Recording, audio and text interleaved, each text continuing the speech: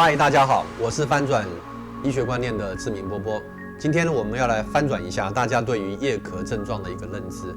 不知道你或你的身边的亲友是否有发生过，到了晚上睡觉的时候就会发生咳嗽的情况。轻微一点的情形，可能就是隔一段时间会咳个几声，然后就继续睡了。可是呢，如果不是其他的家人提起，你可能还不知道自己有咳嗽。还有一种就是睡觉睡到一半的时候，不知道怎么样子，就莫名其妙的开始咳嗽，然后就咳到起床，睡不着觉了。我们在这边先撇除掉感冒时候的呼吸道感染等等的情况，不知道大家有没有想过，刚刚那个夜咳的是什么样的原因呢？比如说是天气冷所造成的夜咳吗？其实很多人在白天天热的时候也会发生夜咳的情况。还有一些人会推测是空气太干燥或者是尘霾等原因造成夜咳的一个问题。但这边呢，我想大家反思一个问题：假设夜咳的有室友或枕边人，那么在同样的环境条件下，为什么不是大家都一起发生夜咳呢？所以一定是夜咳者的身体发生了一些其他情况。没错，在我从事多年的研究经验中发现，心脏衰竭者在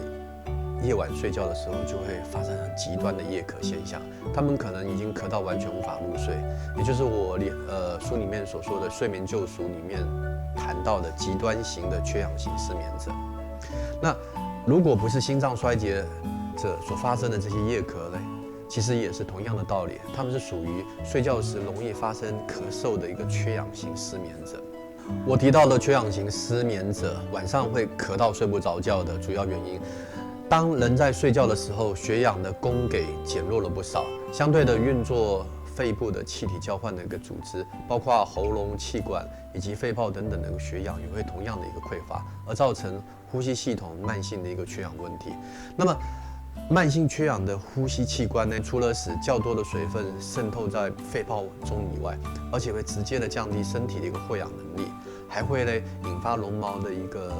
蠕动，而咳嗽的刺激将这些痰液给排出来。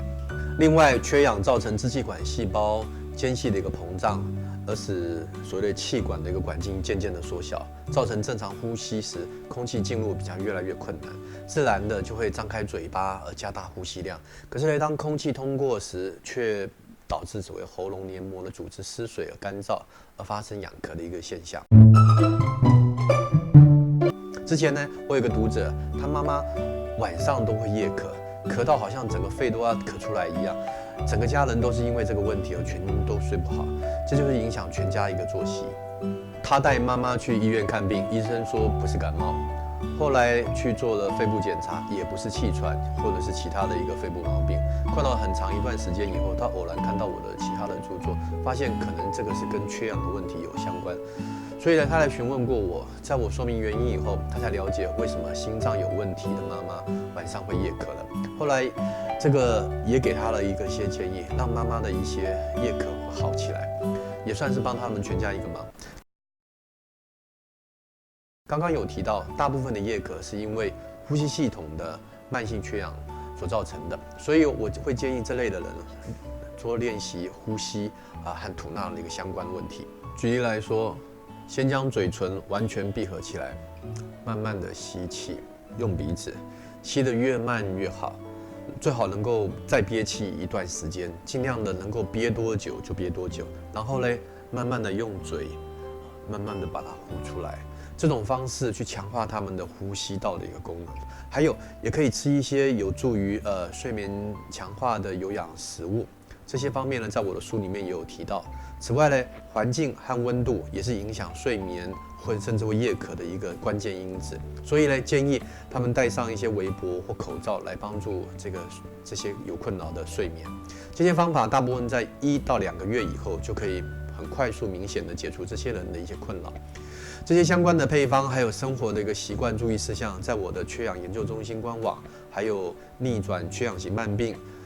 睡眠救赎等等书里面都有详细的介绍。有兴趣的观众可以到书局里面去找找或联络我们。今天影片就到这边为止。如果你认同我的理念，请订阅和分享我的影片。我们下次再见啦，拜拜。